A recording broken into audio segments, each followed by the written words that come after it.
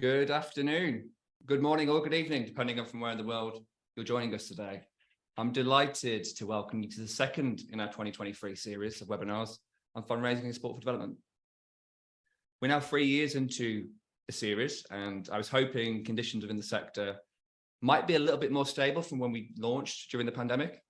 And it seems like that might be a little bit of wishful thinking because, cost of living crisis, obviously conflict in Ukraine, ongoing pandemic recovery means that conditions out there are still pretty uncertain and obviously in a lot of state of flux. So thankfully, we've got three venerable panelists here today to help us work through it all. For those of you who don't know, I'm Luke Southall, Managing Director at Oaks, and we work with sport for development organisations across the world, supporting with strategy, fundraising, sustainability and capacity building. And as ever, I'll be the moderator for today's discussion. So just in January, we launched our third annual State of the Sector report, which the results we've used obviously to inform this series of discussions and all the activities around it. And I think it's fair to say, by way of a recap, that the findings this year were generally pretty positive and pretty encouraging across the board. So there's a precipitous upturn, both in terms of fundraising performance and crucially, confidence across the sector compared to the previous year. So just some highlights. 64% of organisations we spoke to were forecasting an increase in income on the previous year, which was up 11% from the previous years before that. Over half of the organisations we spoke to either exceeded or matched their previous year's fundraising performance. And again, really super positively, 78% of the sector that we spoke to is confident in their ability to further increase future fundraising revenue. However, as always, there's still plenty of reasons to be circumspect. So a quarter of the respondents we spoke to rely on a single donor for more than half of their overall income. And an additional 25% of those we spoke to rely on a single donor for between 25 and 50% of their income. So combined, more than half of the respondents we spoke to were relying on that single donor for at least a quarter of their annual income. And building relationships and networks was one of the top two areas identified as needing additional support, which brings us to the heart of today's discussion. The collaboration and partnership working have always been de facto principles underpinning the work right across the sector. It still remains a challenge for many, though, in terms of how they can become part of that and really utilize it for their own financial sustainability. So today we'll look at the power of networks and how they can contribute towards that financial sustainability, understanding some practical tips to build your own network and use it to contribute to your own fundraising performance, and then thinking about what we need to do differently to maximize that power of the collective. And of course, as always, some general observations, thoughts and insight from our network focused panelists today. And what a panel that we've got with us. So some new and returning faces, some familiar faces and some new ones for us to speak with. So before we go any further, it's a great pleasure to hand over to them to introduce themselves. And I'll start in order and welcome back Paul, who's obviously been such a fantastic partner throughout this whole series. Hi Paul, welcome, over to you. Yeah, thanks a lot, Luke, and thanks for the invite to the webinar. Nice to be here again. I was on one of the earlier ones, perhaps 2-3 years ago, and it's been great to follow the work of Oaks and the reports that you're producing every year. It's really valuable input to the sector, and no one else is repeating that. I'm Senior Project Manager on Sport and Dev, which I've been involved in since 2012, so a little over 10 years now. And Sport and Dev essentially has three main objectives. The first one is to increase the visibility of sport for development as a sector and of the organisations that are in it. The second one is to improve the capacity and knowledge of organisations in sport for development. And the third one is to encourage partnership building between different actors that work on sport for various forms of social, economic and environmental change. What we're most well known for is our website, which publishes news, resources, events, research, job opportunities, funding opportunities as well. And we're a network in the sense that there's more than 1,000 different organisations which are registered on the Sport and Dev website. We also have interaction with a lot of different organisations that are not formally registered, and most of the content that you find on the Sport and Dev website is produced and shared by those different organizations in our network, rather than kind of driven and led by us. The final thing that I'll say about it is we have been working in English since 2003 when we were created. We've been doing work in French since 2015. The French version of our website is currently being upgraded, and we have plans to expand into different languages in the near future. So initially that will be Spanish and Arabic, but followed by the other two UN languages, Russian and Chinese. So this will also have the impact of sort of expanding our network, but the rationale for that is to try to reduce inequities when it comes to access to information that exists between different regions. But I'll stop there for now. Great. Thanks, Paul. Yeah, fascinating. Thanks for being here. Hitesh, welcome. Luke, thank you. Thanks for the invitation to join you here today. And you're putting quite a lot of pressure on me by introducing the panel as venerable, but keeping an eye on the chat column. I know we had a lot of attendees registered, but I'm just really impressed that we've got people from all four corners of the globe joining today. So that's great. And if I could say hello in all of those languages, I would, but that would probably take up half the time for this call. But by way of introduction, I am a representative of the Sport for Development Coalition. That's a network body championing the work of our over 400 organizations who exist to deliver sport or physical activity themed programs which can improve societal outcomes. And I joined the coalition last year following a 20-year career in the UK government. 12 of those years were working on, leading on various aspects of sport policy, which included international major events, and integrity, which included anti-doping, match fixing, governance, anti-corruption, etc. But it's an opportune time. Again, we're a UK-based body, but it's an opportune time to be having this discussion, I think, given that we're probably 12 to 18 months away from a general election. We are expecting the UK government to be publishing a new sports strategy, I think in the next few weeks, certainly before the summer parliamentary break. And it's been pleasing for me to see a raft of funding related announcements in recent weeks and months. So, there was an announcement related to school sport, an announcement relating to the investment of facilities, swimming pools specifically, around the country. And I think that's a recognition of the role that sport can play supporting societal well-being. And if I look back to last year, and again, looking at it from a UK perspective, for the UK, it was probably the greatest year of sport since 2012 and the London 2012 Olympics, because last year we hosted, we participated in the Winter Olympics in Beijing at the start of the year. The end of the year, it was the Football World Cup in Qatar. But within that, we hosted a number of events. So the Commonwealth Games in Birmingham, the Rugby League World Cup. We had the Women's European Football Championships.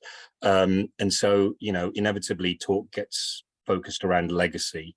And people recognize that it's important to be participating in sport for health and physical well-being, but the role of the coalition is to support what we call our open goal framework, which demonstrates all the various different aspects that can be positively engaged through sporting and physical activity, including reducing antisocial behavior and crime, improving educational and employment outcomes, improving mental well-being and employability prospects. So I'll stop there. And then, looking forward to getting into discussion later. Great. Thank you, Hitesh. Thank you. And venerable, I'm standing by as the appropriate adjective. Justin, last but not least. Yeah, thanks, Luke, and thanks for the invitation as well again. And yeah, I'm similar to Hitesh in the sense that we'll see, basically, I think. But yeah, no, it's a brilliant panel and pleasure to be here. My name's Justin. I'm from the Alliance of Sport and Criminal Justice. And what that is an alliance basically made up from many years of activity, but I'll just briefly break that down. In May 2019, we formally registered as a charity in the UK, with the I guess the ambition to impact on international, which I think James, the CEO of the organisation, basically is working on at the moment, in the sense of supporting crime and the impact that can have. But more locally, from my perspective, I say within the UK, we're basically at the moment working and bringing sort of systems together, if you will. So from an organisation perspective, we're looking at the criminal justice system, the health systems that are within that as well, police and community sector, and trying to build that bridge and build the bridges. So I'll probably make reference to that a lot today, in the sense of the learning, the evidence that's been developed around networks. And I know the title of this is the power of networks, but I think I'll probably refer to the power in networks and what that power does a lot. And we've kind of been studying that, researching that, and using academic platforms to be able to help us articulate that quite well. And so in a nutshell, we developed from the criminal justice system. So we were originally in the criminal justice system. My colleague James set up what was back then Second Chance Project in 2008, and I joined 2009. The idea was that we were trying to bridge the gap between those people that are inside the establishment to the community, because we realised that we needed a network in which to do that, or that there was that need for development. We already had people coming in, but we needed to bridge the gap. I was a probation officer before that, and why I make reference to those two components is that when we're looking at individuals, it takes a network of organisations and professionals, if you want, around someone to be able to help them in any social injustice, any social inequality. So I guess the philosophy, if you will, from that is that we look at those networks, and everything we've done ever since has been in partnership with others, to bridge gaps or bring systems together that are often silos. And even within our own sector, and whilst I mentioned development, we understand it, we get it, but it's being able to help other sectors understand it and connect with it better. So yeah, I'll talk about that for now. But the idea being ultimately is that we do everything we possibly can through the three components of a system, if you want, which are lived and qualified experiences, and we try and bridge those together as well. I'll keep that going, but I'll stop there as well. Great, brilliant, thank you all. And just, yeah, I'm sure you all have seen that we were also due to have Vicky Lowe from Laureus join us today, but unfortunately an urgent matter arose at the last minute, so we'll get you next time, Vicky. So thank you as well. Before we start, just want to make sure I remember to acknowledge Sport and Dev and Laureus, Common Goal, and Tafita for all of their amazing support as part of this series. Final bit of housekeeping: please get your questions to the panelists through the Q&A function at the bottom, and I'll do my best to get as many of them as I can as we go through. Great, right. So just as always, I want to start just by kind of sensing where we're at the moment as a sector. The kind of findings that I highlighted at the top were from our annual report, which was obviously launched at the start of the year. We're halfway through this year, so Hitesh, I'll come to you first. Just really kind of curious to see what you think in terms of the feeling on the ground when you're talking to organizations. What's the kind of sense of things at the moment? Are people feeling positive? Is there lots of good examples of fundraising in action? Just how's it kind of feeling out there on the ground at the moment? Well, I think it's fair to say that just looking at the landscape in big picture terms, it's challenging.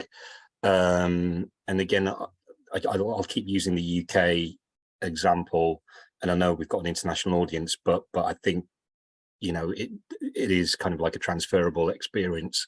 So I think it is a challenging time. The amount of public funding available is always, you're always having to do more with less, and there is the risk of diminishing returns. What I would say though is that the kind of impact and evidence side of things is getting increasingly prominent, and I think there's more sophisticated data collection out there in the wider sector that is helping advocate for funding. And I guess a good example might be, from my perspective, so you've got Justin on the call, who's from the Alliance of Sport in Criminal Justice.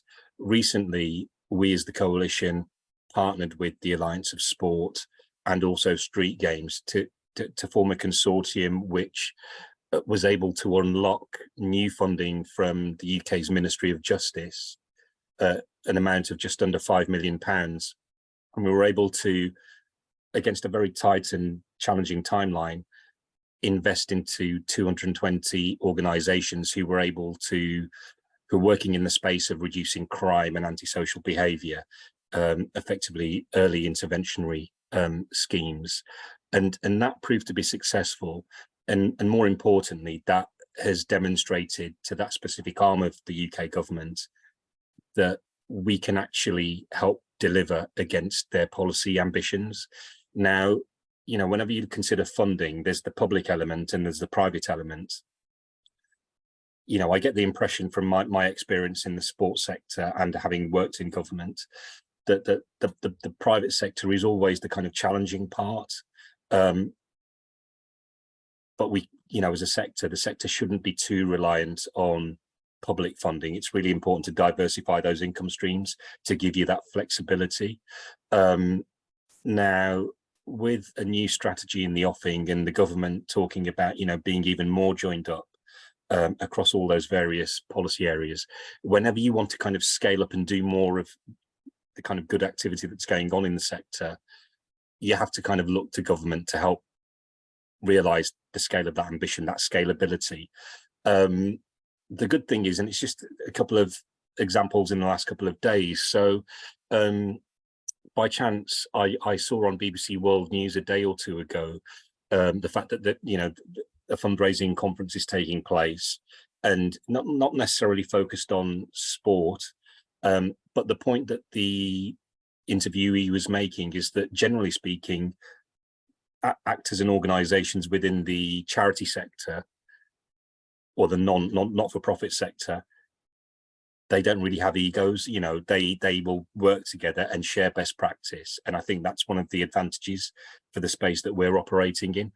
You know, inevitably there will be challenges on occasion whereby, you know, you're competing against other funders, but I think sharing of best practice, and, you know, for instance, this panel event today, I'm hoping will help form linkages where people can come together and put together a strong case for funding. One other point I would probably make around that, it links to today being the 75th anniversary of the NHS. So in the UK, we have a morning programme on Radio 4 called the Today programme. It's useful for kind of just, you know, giving you a good sense of where public policy and government thinking is. But there was a debate around the NHS in the future going forwards, and one of the things I thought was quite interesting was that, you know, the point that the panelists there were making resonates with, I guess, the discussion today and how we invest funding into the sector. So, you know, for us as the coalition, yes, more funding would be good, but it's not always about more funding. It's about investing wisely. So, you know, demonstrating those multiple returns on investment can be a really big thing. Being more intelligent about the use of evidence and data, as I mentioned earlier, and recognizing where sport and physical activity can make a positive impact on those various areas. Because, you know, one of the points that a panelist was making in that discussion was that, well, you know, we're looking at this from a health and well-being, National Health Service point of view. Government's, you know, got these other areas that it's focused on as well, and they might not be fit for purpose either, you know, like the education sector. But I guess the point I'm making is that if we come together, we can demonstrate with strong, incontrovertible evidence that by investing wisely, investing into bodies delivering in these different policy areas, we can make a positive contribution. Yeah, absolutely, Hitesh. And you've touched on a number of big themes there that I think we'll be returning to, particularly that final one around evidence and how we can utilise that as a sector, as a collective. But Paul, I'm curious to get your take on that again in terms of the general feeling? And obviously with your international perspective, are you seeing kind of discernible differences regionally across different parts of the world? Or yeah, how do you kind of find that the feeling at the moment? Yeah, I mean, I guess some parallels with what Hitesh has just said, really. Obviously, sort of COVID was a shock globally and also to sport for development organizations globally. It particularly impacted programming, with many activities being halted or organizations having to move them online. We've since had a situation where a lot of countries are now experiencing very high level of inflations, and this means that the value of previous grants is from funders is decreasing. And actually Hitesh put it quite nicely when he said something like that organizations are having to do more with less.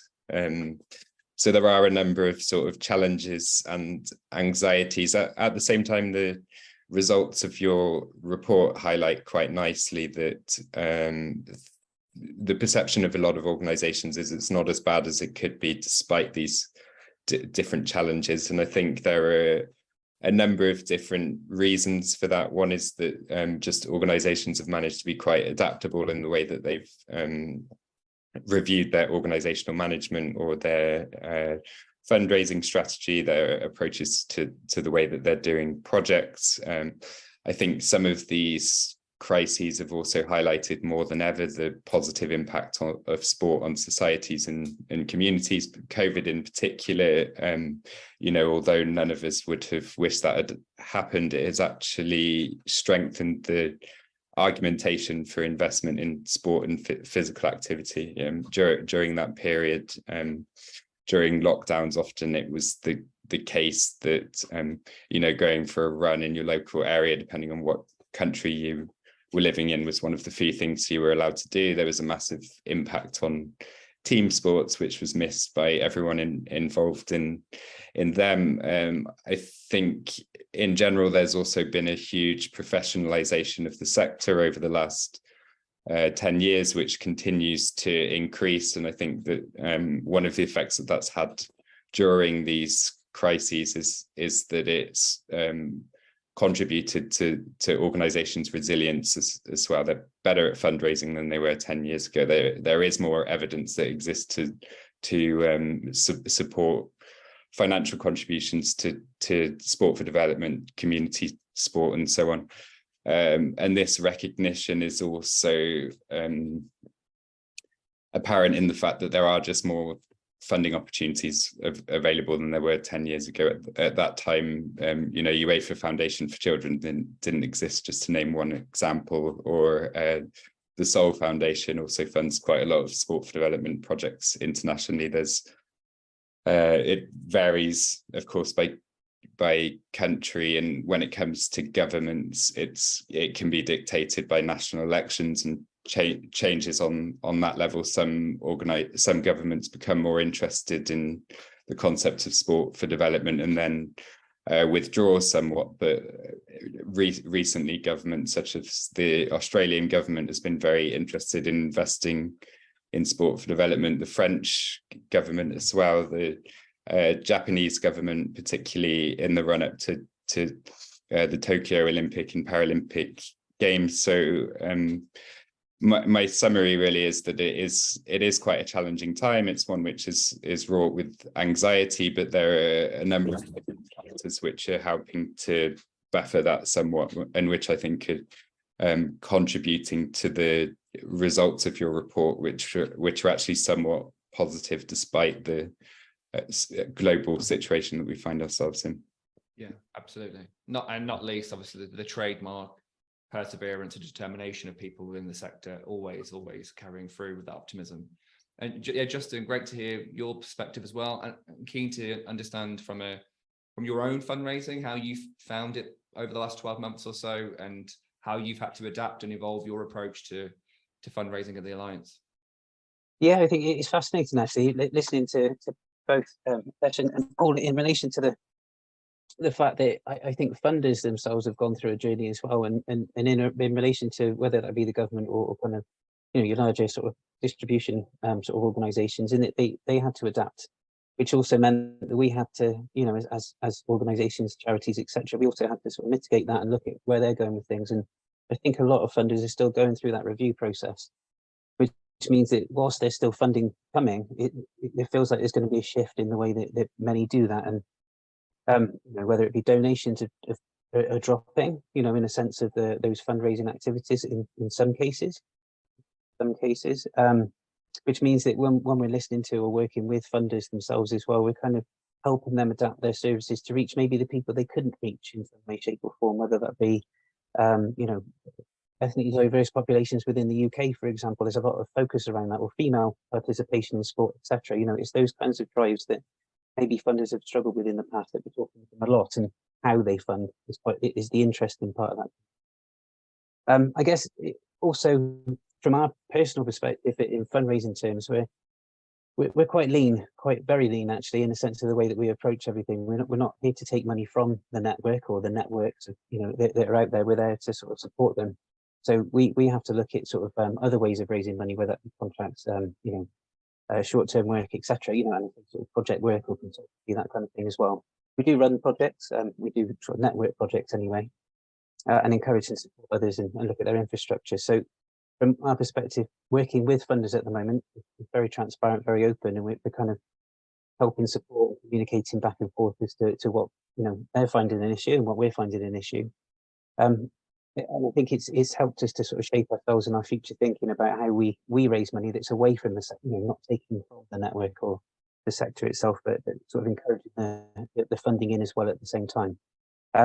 We've managed to distribute funds and things through Sport England funding, for example, or through project funding that we've raised money for. We've been able to support other parts of the country. So the UK split obviously into the four areas, but we could put a bit of money over to Wales, etc., that kind of thing, and look at the infrastructure and support and the ways in which we work and help those organisations with their fundraising as well. But on the ground, I think, you know, going back to the question as well, it feels interchangeable between three things. And I think where you've got organisations that are dependent on funders, really, there's a dependency, if you will, which is short term. So when the funding dries up, maybe there's an issue that we need to address.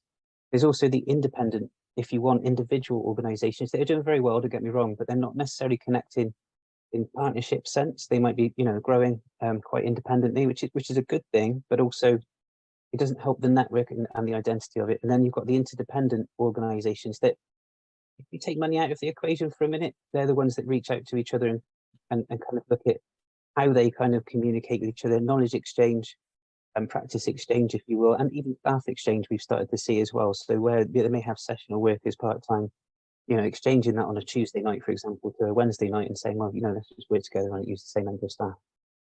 That helps individuals when we're going through the cost of living crisis and so on and so forth, and potentially gives that rigidity, if you want, to services.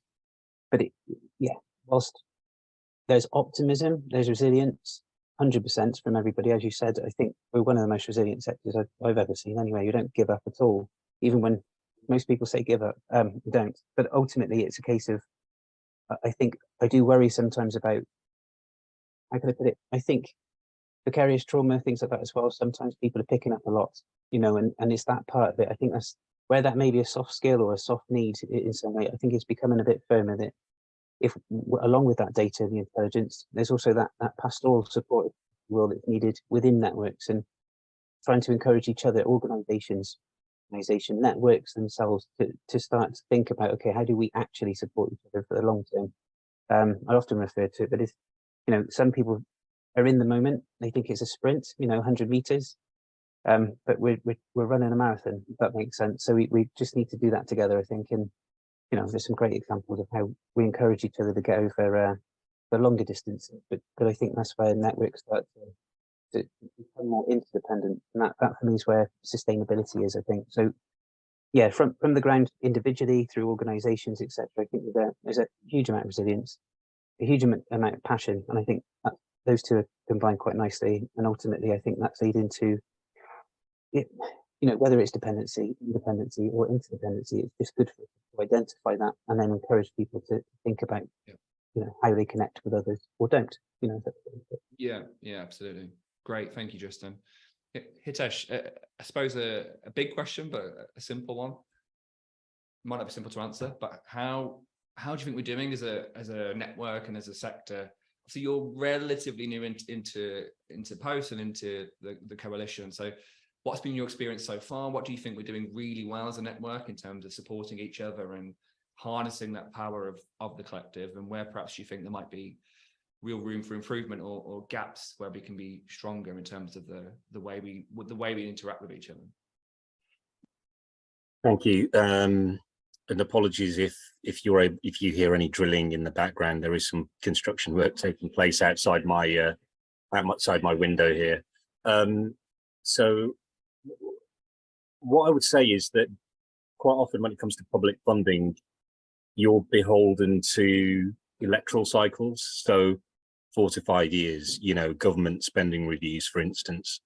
But I like the way Justin described that interdependency and those kind of partnership or stakeholder relationships, because the way sport is delivered in this country, in the UK, there's a split between devolved and reserved responsibilities across the UK and the home nations.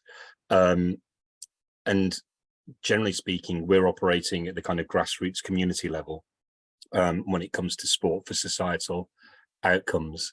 And the arm's length body, the government body that's charged with delivering that within England is Sport England. And I think a couple of years ago now, they published their strategy called Uniting the Movement, which was a 10-year strategy, which is quite unusual in itself because it goes beyond an electoral cycle. In fact, it covers 2 electoral cycles with 5-year parliamentary term limits, if you take that as an example. But what that did was create a system partner network, of which the coalition is just one of many organizations, and to talk, to reflect upon the diverse nature of those organizations.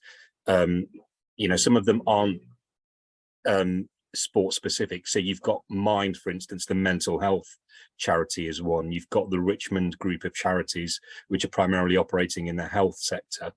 Then the expectation is that we would all, to various degrees, work together on these kind of shared ambitions and help deliver the objective of that Sport England strategy. So I think there's a recognition that these funding bodies, they're not delivery bodies, a lot of them. They need to kind of work with those on the ground.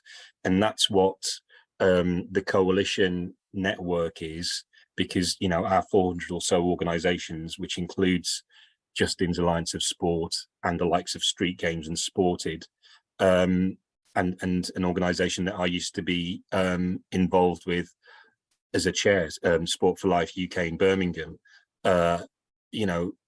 These are the organizations that are experts, and my role and the coalition's role is to advocate on their behalf and make the case to those kind of public bodies, whether that's central or local government, to help unlock funding, whether that's new funding or existing funding, and identifying opportunities where sport and physical activity themed programs can make a real societal difference. Great. Thank you, Hitesh. We're 35 minutes in, and here comes the first audience question. So apologies to all those who've been trying to get the questions in. I keep trying to do better at this. And Paul, I'll come to you with it because it's linked to a question I wanted to ask you as well. So the question comes from Tim Human. Are there any specific digital tools that are used across the sector in order to build a network of sports organizations and have them connect with each other, especially on a coach level? And if so, what do you believe is missing in a digital space in order to better achieve this? And then just on a broader level, my question was going to be, just what more can we do on an individual organizational level to kind of build our own networks? Are there any, where do we start? Where do we go? How do we build and maintain those networks? So Tim's question focused on digital tools, and then, if you want to broaden that out into just network building in general, that'd be great to hear. Yeah, thanks, Luke. The question, which I think is a really good one, a valid one. To be honest, on the coaching level, I'm not familiar with a specific example in terms of digital tool. It's possible that the other panelists would be, but I'm not sure. There's a number of kind of online training mechanisms that exist, especially around safeguarding and child protection in sport, for example. There's a number of different online courses, but in terms of kind of a network that exists on the coaching level, I'm not sure of one, even though I have sort of heard speculation about this and calls for the need for a network which is specifically aimed at coaches. In the sport and dev case, it's much broader than that. So we see ourselves as kind of a bridge between different types of individuals at different organizations, also between different sectors. So whether that's sports federations, governments, NGOs, universities and so on, or also fundraisers, coaches, academics, different types of people that work within in this sector, and the Sport and Dev website is a kind of online tool in the sense that you can register for it. It's possible to communicate with different individuals that are registered on the website. We're soon launching a groups functionality actually, which will then at least provide some space for discussion between different actors, organizations, individuals. So that could be on the level of countries or regions. It could be on topics, or be it gender or education, or it could be around coaching as an example. So it's somewhat vague answer on the coaching question, but I think there is definitely a need for it. It's possible that there are some tools which I've missed, and which people who are more involved specifically in coaching would be aware of. In terms of how we as individuals can build on our organizational networks, being involved in those networks which do exist is obviously one way of doing that, whether it's the Sport for Development Coalition, if you're a UK-based organization, or Sport and Dev platform globally, or Common Goal exists as an example of a network which is based around a specific sport, in this case football. Conferences and webinars and so on are very useful ways to build networks. And then just contacting people on LinkedIn is something which is increasingly quite important. We've ended up eventually with sort of formal partnerships with organizations where that conversation did begin on LinkedIn. I think that's very useful as a professional tool, and even though it's existed for quite a long time, it at least in my perception, its kind of utility and importance has grown more than ever in the last couple of years. Yeah, absolutely. You have to put up with a lot of the rough to get to the smooth with LinkedIn, but agreed. Justin, staying on the theme of obviously networks, which is what we're here to kind of focus on, we're keen to kind of understand how it really can directly contribute towards fundraising.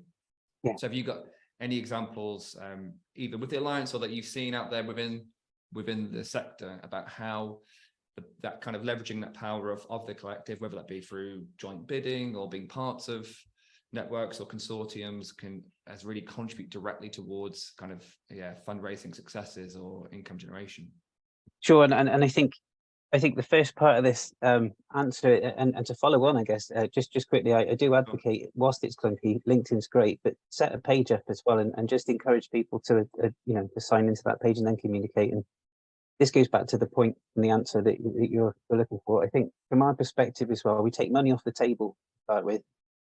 Sounds an odd strategy when it comes down to looking at a financial network, but take money off the table, look at a social purpose, common goal that we all have, and bring people that represent or can contribute to that common goal together. And that may be government departments, that may be funders, and that could also be wider network partners that have got specific skills that we're looking for in our context. We used to be called, it was a project when we were Second Chance, we set it up, it was called the National Alliance of Sport for Desistance of Crime, bit of a mouthful. But ultimately, what we did was we brought different government departments together with the sport development community, if you will, some family PCSE, so voluntary and charitable sectors, so some family intervention, prison education trust. We had some other bodies on there as well. In a nutshell, everyone wanted to do something, come together and either understand sport development and see if they could contribute, or they wanted to get their message across around sport for development. So we brought those people together. So that was back in 2017, no, before that, 2015 that started. And then there was a small project. We brought the government departments together and experimented, if you will, spoken experimented with that knowledge exchange. So if you see where I'm coming from, we didn't start with money. We started with the conversation, the point. That led to then us being able to generate money because we knew what we needed it for. We know who we needed it for, if that makes sense. So we were clear around the fact that these are people that we're working with anyway that are impacted by crime. So anything outside of that scope for us meant that, we've got a clear objective, clear agenda. And funders that came on board from that point forward also knew what they were investing in or potentially likely to be investing in, rather than say, we'll do everything for everyone. Everyone had a common purpose. That in turn now has led us to be able to set up charity, and then also to have decent conversations, as I said before, with funders, whether we're part of that funding application or whether we're encouraging them to fund into the parts of the network that are those specialist organisations. And for example, if we can frame up that, which we did do, we frame up the system, if you will. So there's a system of which is the network. We then look at trying to encourage the behaviour within it to become kind of circular, if you will, so that it becomes that knowledge exchange. And then the approach that we took, and we still take, is a communicative one, not necessarily a strategic one to start with, because communicative means that we're just sharing that knowledge, and then we can just define the strategy, if you want, from that point. So I think if someone's going to set up a network and wants to build a funding network, you start with your core point, the principle, the objective. What is the aim of this network? What does it do? And then build the people in, and then the funders in, so they become the right ones. Otherwise, we've seen in the past that it often, and we've all been on the journey, I'm sure, where you get pulled from pillar to post to meet funders' needs. And I'm not saying that's not a way, but for us, it's not the way. And I think what we've tried to do is adapt our core message and then bring on those that want to support that core message. So yeah, that's one of the tips I've got, really. But also, the system itself is really important.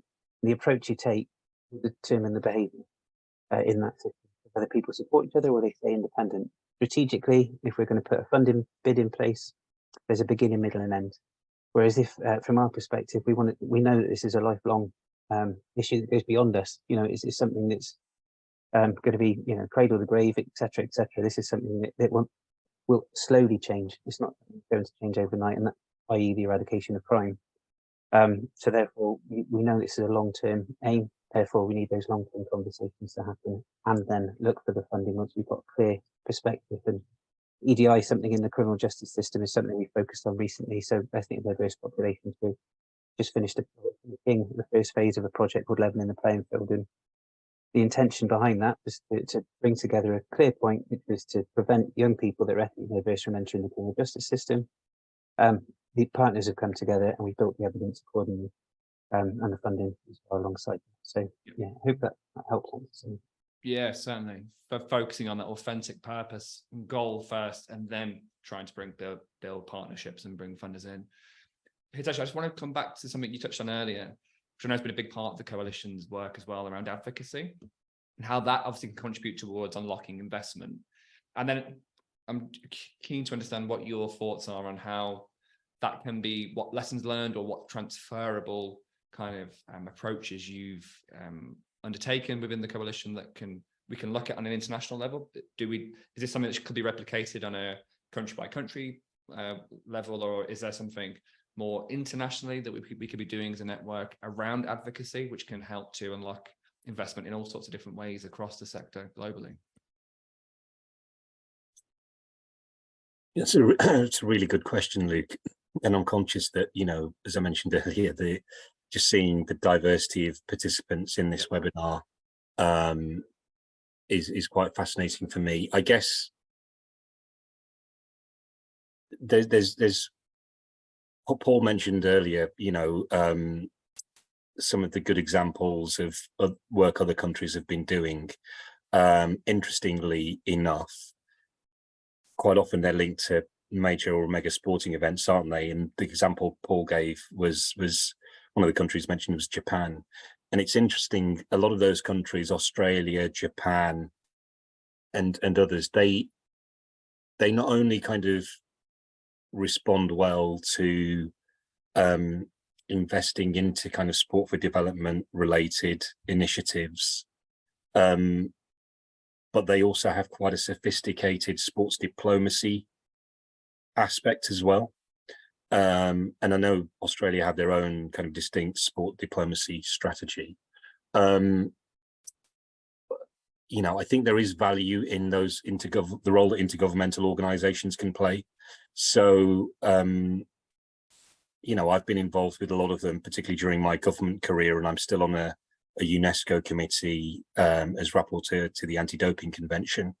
But with UNESCO, for instance, they had their MINEPS conference last week in Baku, Azerbaijan, and they're promoting their Fit for Life initiative. There's also a new onus being put on leveraging how major and mega sporting events can have a good wider impact when it comes to generating or increasing participation and engagement in sport. And so I think, looking at this in big picture terms, there is value in using networks that, one of my team refers to it as like the network of networks, but there is value in looking beyond borders to try and share best practice. And I think really the starting point, so in terms of the coalition, we have a 3-pillar approach to our business, and it's almost a virtuous circle. So we have impact, advocacy, and investment. And if you think about it, impact is the bedrock of all of that, because you need to be able to demonstrate what funding is delivering on the ground. And then if you can do that, that informs your advocacy approach. And if you have a successful advocacy strategy, which is effectively public affairs and communications, to kind of, make the case to public bodies such as the government or private funders, then that should hopefully drive investment. So it's a virtuous circle, but at the heart of it, I think, is impact measurement. And I think that's where having some alignment, both at a domestic level, regional, so continental level, and at an international level, can actually tell quite a compelling story. Now, when the UK was part of the EU, we contributed to something called the Sports Satellite Account, and that's something that the UK government, I think, has still been continuing doing, but that uses a standardized definition called the Vilnius definition to allow governments to demonstrate what the economic return is on investment into sport. And obviously the EU has its wider Eurobarometer study that measures physical activity. But I think sharing best practice is good, but I think it needs to be targeted and specific. And I would say focusing on impact and evidence is probably the really kind of key area of maximum benefit. Yeah, sure. Paul, I'd love to get your take on that again through that international prism and thinking about common language, and when we think about evidence, kind of talking to potential partners and donors using the kind of the same rhetoric, or looking at working towards things like the UN SDGs and how we actually can execute that on an international level. Are we doing that well? Are there still clear challenges where that is perhaps even a communication or storytelling challenge in some cases, where we're trying to reach different audiences on that kind of global level? Yeah, it's a good question, and there are some examples in quite recent history of international advocacy in sport for development being done with the intended results. So an example of a success is the fact that we now have an International Day of Sport for Development and Peace every year on 6th of April, for example. The 10th one was this year. And that was the result. I wasn't involved in the sector until 2012, so I wasn't personally involved in this advocacy, but the way I understand it, it was the result of sport for development organisations, NGOs, and also members of the Olympic community collaborating to advocate for this at UN level, which I believe also started in kind of 2006, 2007. So it was a process over a few years, and it did achieve the intended result, and that is something for the global sport for development community to come around every year, and it helps to improve the visibility. It's also helped to bring more intergovernmental organizations, UN agencies into this topic. It's quite similar example is that you mentioned the SDGs in the Sustainable Development Goals outcome document. There was a mention of sport as an enabler of development. This was also the consequence of international advocacy efforts. There were some who were disappointed that it wasn't a bit more prominent and had a larger space within the document and so on. It was a bit of a topic of debate, but in the end it was a success that sport was specifically mentioned in a development context.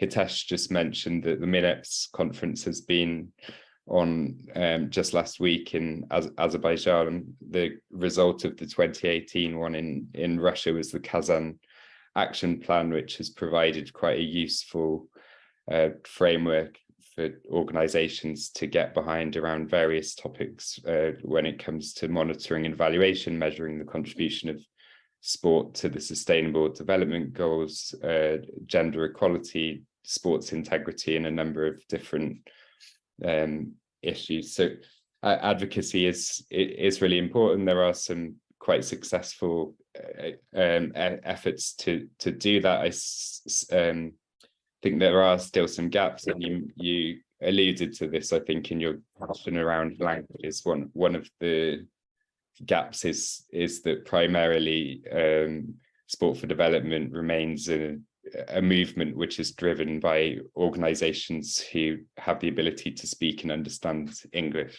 There are exceptions to this, especially at UN level, where there are sort of formalities around translation and so on. But if you are an organization that can understand and communicate in English, then you're likely to have more access to information, more influence on policy, ultimately access to a wider range of funding opportunities as well. And so I think that's one of the gaps which we do need to look at how to close. Absolutely, and hence why you at Sport Endeavour are working so hard on building the platform into so many different languages. I can't believe the time, guys. Again, with so many more questions for you. But before we come to the kind of closing thoughts, just one quick one for you, Justin, that I just really wanted to make sure we covered. And it's coming back to something that you mentioned earlier, particularly around your own focus on not trying to extract value from other parts of the network. You want to be kind of be able to be a multiplier effect and not cannibalize from others. So I think it's a question that can apply to networks as a whole in this world. But how do we kind of strike that balance between needing to generate our own funding for our own organizations as well as trying to support the wider network? So if you can give a really great answer within the next 30 seconds to that'll be really appreciated. I could do something, but no, I guess in relation to I think, just to be clear, I think there's an interesting dynamic where certain funders have put out partnership funding. So they've put out that reach, and it's actually undersubscribed. So my point here is that there is partnership funding out there that's not being subscribed for. So that strikes a question to me that's one of the ways in which we can do this, is to balance out and spread that financial win, if you want, across. So do it in partnership, number one.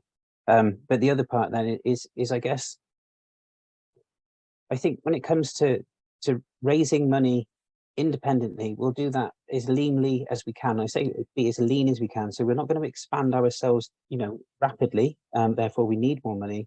We're going to do that strategically and carefully with our network. So it's a two-way street.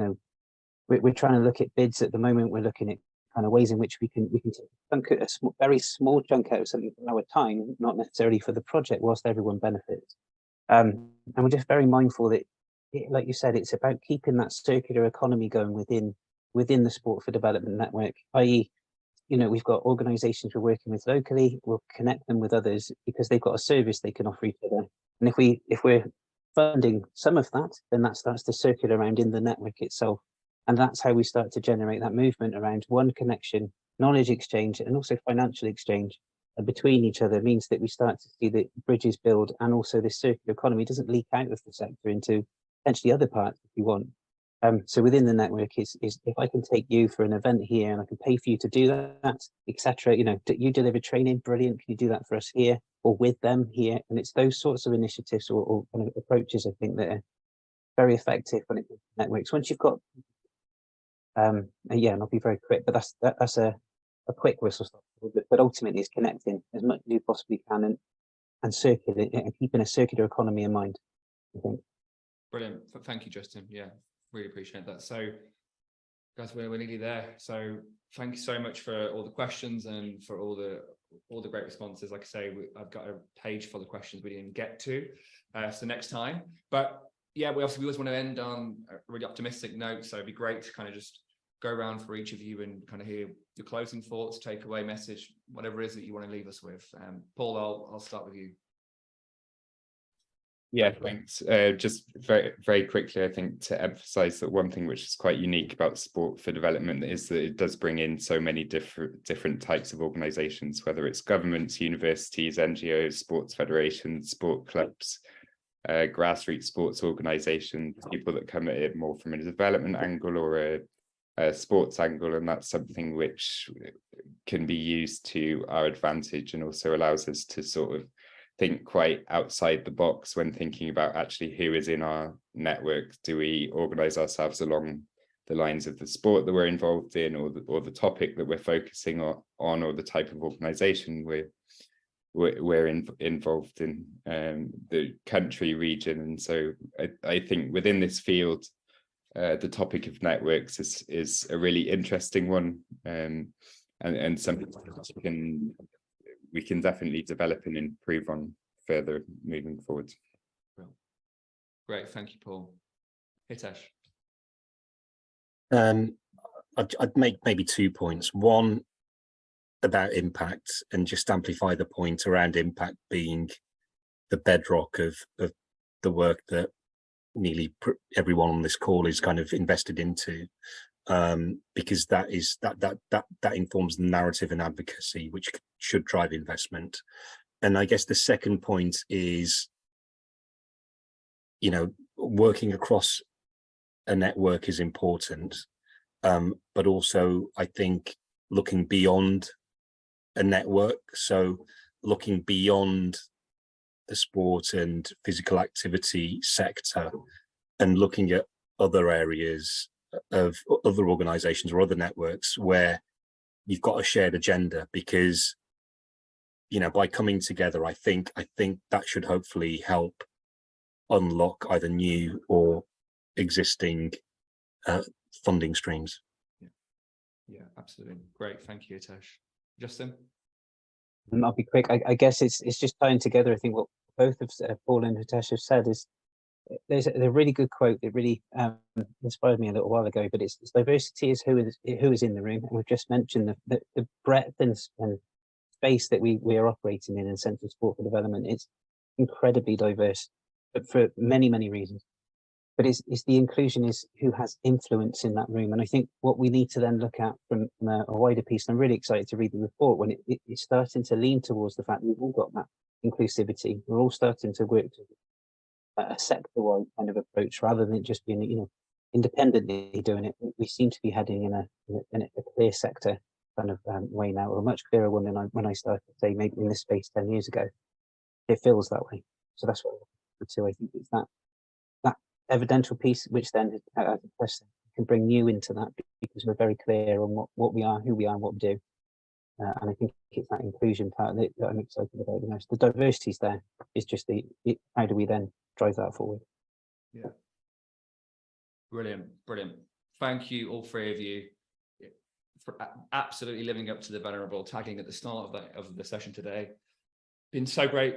We're already running late, but yeah, I'm sure everybody will virtually join me in thanking all three of you for your contributions, for being here today.